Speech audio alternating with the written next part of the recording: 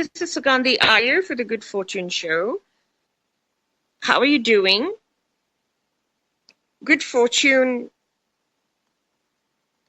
Why is it so important? Because it determines a person's path, it determines a person's life story. So a person's story can be different depending on how fortunate a person is in everything that he does. So fortune is important because, well, that's why they say somebody's so fortunate, he's so fortunate, he's so fortunate in this, he's so fortunate in that. And the reason I start off this way many times, explaining why good fortune is important, is to let everybody know that it is important. It is important. And to belittle it, to reduce its importance, is basically a disservice to oneself. When one belittles or reduces the importance of fortune, good fortune, one is basically not helping oneself. And isn't our most important duty to help oneself? Isn't it something that one owes oneself first and foremost? Even in cars, they say, oh my God, you need to tie your seatbelt first. You need to tie your seatbelt first. And on airplanes, make sure that your seatbelt is fastened. Because if somebody doesn't ensure one's good fortune, first and foremost, how can he be of service to someone else? And excuse me if I'm wrong about the fact of course, you're supposed to put on the seatbelt of your kids and everything. But I think the thing that they're saying is secure yourself first. And when you do that, you can help others. And when one is able to help oneself first and ensure that one's good fortune is in good condition, great condition, that is the best service he can do for himself and his family. And close friends, maybe a company that they work for. It could be anybody. But without securing oneself first, when one goes out and starts to help others, and we spoke about this last time in the Joyful Manifestation show, where we spoke about one's aura needing to be very strong. And that one's aura is the first and foremost task is to be strong enough for oneself. And that one shouldn't take on a burden greater than one's aura/energy can support. That's what we spoke about in the Joyful Manifestation show last week. And you can always go listen to the show. It's up on the BBS Joyful Manifestation show page. It's up. You can go listen to it. Because no matter how many times people tell you that, okay, you need to take care of yourself first. Take care of yourself first. A lot of people forget that. They forget it. It's out the window. The words are spoken by a well-intentioned person, maybe a parent slash parent, sorry, parents, and maybe a sibling, maybe somebody else, a well-meaning boss, a well-meaning associate. And then people forget it. The words are spoken, it's gone out of their heads in a few seconds almost. And then the energy rises in them to do something. People here need to know that everybody's a puppet. Everyone in this world is a puppet. Puppet of this or puppet of that. So when something is happening in the world and people get caught up in it and they think they have free will, no, they're just being puppets. They're just being puppets. They're just instruments of a greater force. And when I say a greater force, I don't mean a greater force in a good way, but a force that is stronger in whatever way that it is. And people become puppets of that force, of that energy. And it's not free will that they're using. In order to use free will, one needs to be an observer only and not a participator. An observer of things, the best way, of course, is to ignore it all, correct? The second step, if you cannot ignore it all, just be an observer, stay out of it, do not participate. Because one owes oneself the greatest service. Or the greatest service is to oneself. And because the Joyful Manifestation Show and the Good Fortune Show wants to help that one starfish and wants to bring to that starfish attention to himself or herself. What am I doing? This is the question.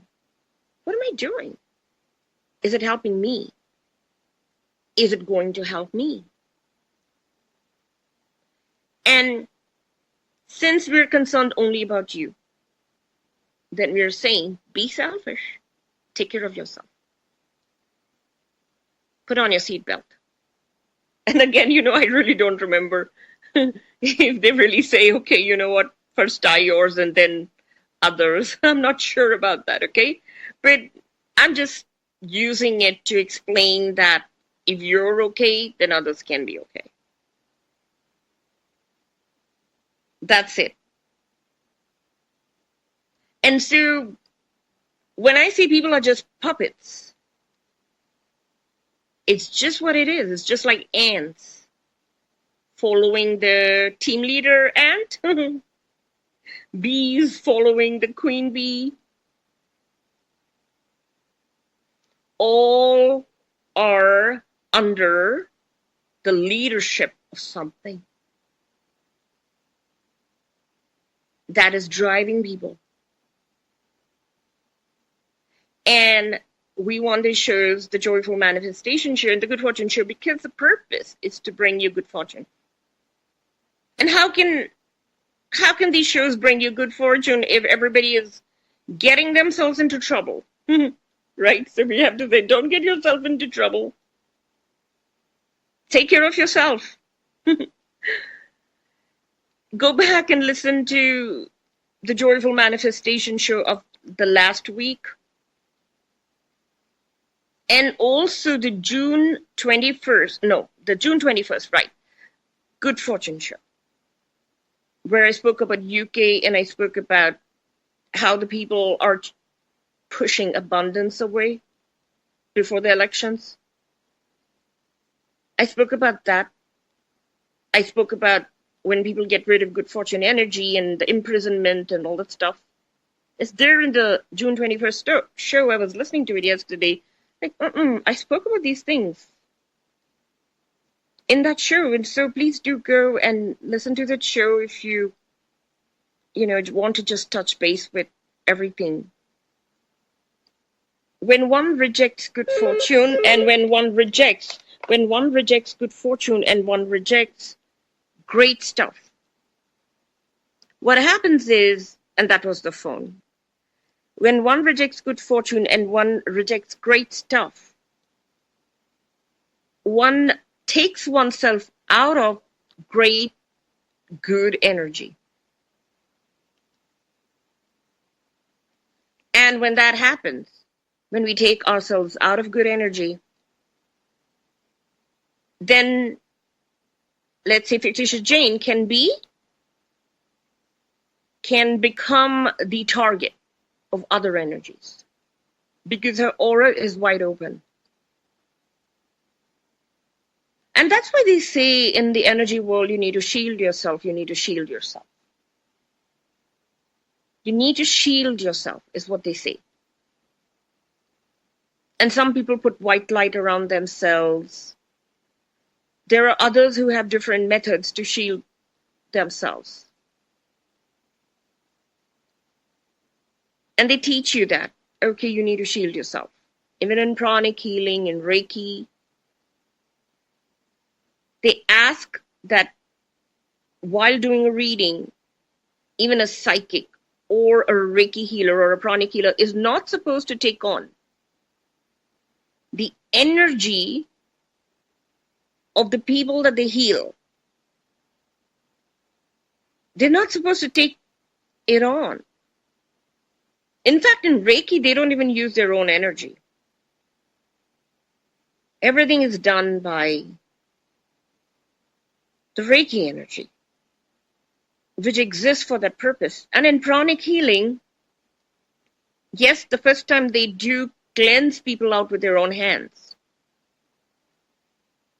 They do that. So there is that amount of contamination happening, but they dispose that energy into a pranic healing fire. They use salt water, crystals. But then when they replace the energy, they replace it from an outside source. They do not replace it with their own energy.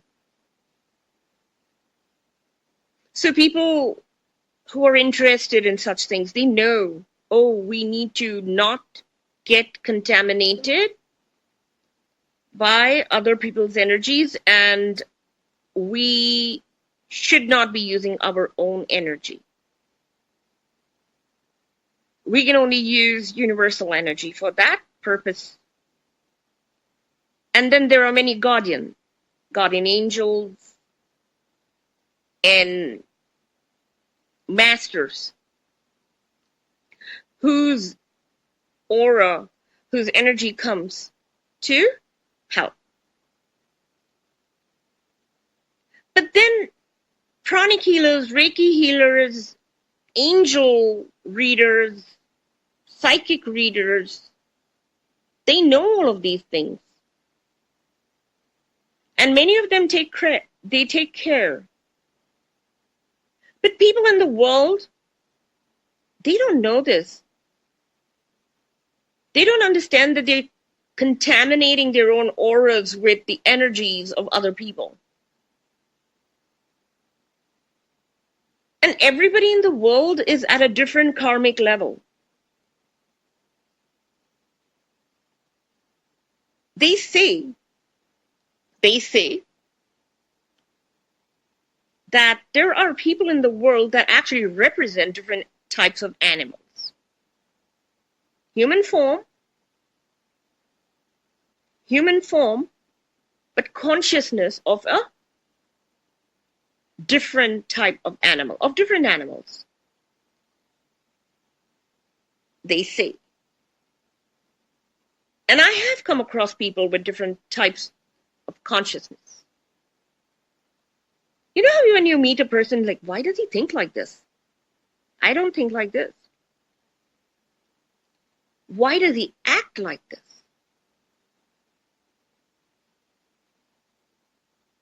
So if that is the case, and there are so many people in the world, then how can one person take responsibility for different categories of people? I mean, how do you know how they're going to act? They could be acting as per their response system, survival mechanism, consciousness, different categories of things that I'm talking about, but ultimately the same. A person reacts and responds as per his birth / upbringing and basic consciousness that exists in that person, which of course goes back to birth. And then you have the birth and the genetics and all of these things. So how can one person take responsibility for a whole bunch of people when each person could be reacting in a different way as per his program? And then all of these people are part of a greater force. And each force is of a different type. So you basically have a force of a certain type, which has a certain leadership, a leadership type. And then you have groups below that, under the umbrella of that force. And there are different types of forces in the world. And all these forces are busy playing themselves out right now, as we speak. It's happened in the past, it's happening now. And then people become puppets of these forces. And where is the free will in all of this? Where is the free will? Is the free will that, oh, I'm going to join this force, I'm going to work for this force? Is that the free will? You know, when someone makes a selection like that, one is actually, the person is not using free will. The person is still a puppet being drawn into situations. And then it goes back to, is the person strong enough? Is the person's aura strong enough to handle that? We spoke about this in the Joyful Manifestation show the last time about Elon Musk and is his aura strong enough? He's so lucky personally. Touch wood. That's awesome. But is his aura strong enough to take everything that's happening in the world? You know, that's another question. I'm not going to say whether he is or he is not, but this is something he needs to think about. And each person needs to think about it for themselves. And know that free will starts when one is free of all the forces that could be drawing one into anything. Into anything. Free will starts when somebody can stand still and make decisions. Free of any type of a pressure or reaction to situations. Because then, even then, one is still being a puppet.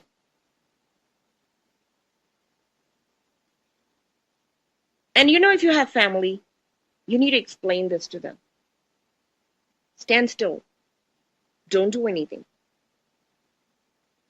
And nobody's trying to say that you need to be a coward, but there are other methods that we can use, right?